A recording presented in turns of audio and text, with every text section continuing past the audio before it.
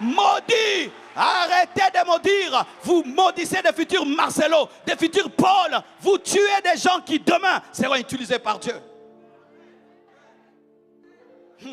Comme je vous ai dit, n'oubliez jamais que vous-même vous avez été des pécheurs. N'oubliez jamais que tu étais un sorcier avant.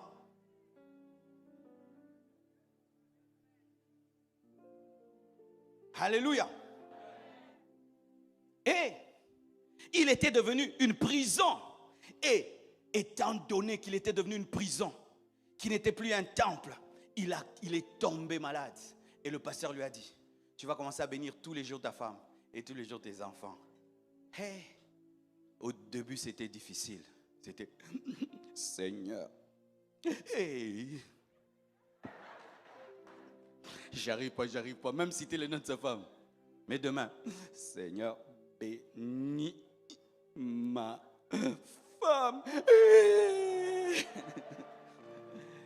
Bénis aussi son mari. Hey, jamais, ma femme, oui, pas l'autre. Et après, c'était, bénis ma femme, bénis mes enfants, bénis le mari qui m'a arraché ma...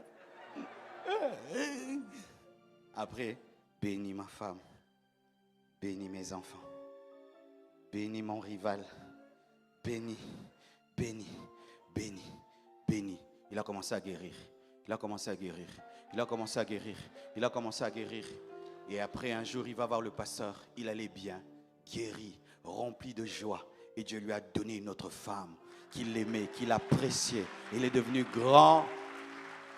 Pardonne. Sinon, toi qui es le temple, tu vas devenir une prison. Et Dieu ne bénit pas les prisons. Et les prisons amènent des maladies. C'est pourquoi tu es malade. 10e, il faut avoir la vision de l'éternité. Marc 11, 25 à 26, la Bible dit, et lorsque vous êtes debout, faisant votre prière, si vous avez quelque chose contre quelqu'un, pardonnez, afin que votre Père qui est dans les cieux vous pardonne aussi vos offenses. Mais si vous ne pardonnez pas, votre Père qui est dans les cieux ne vous pardonnera pas non plus.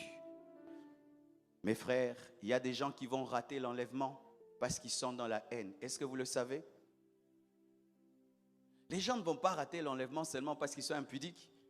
Les gens ne vont pas rater l'enlèvement seulement parce qu'ils sont meurtriers, mais aussi parce qu'ils ne pardonnent pas.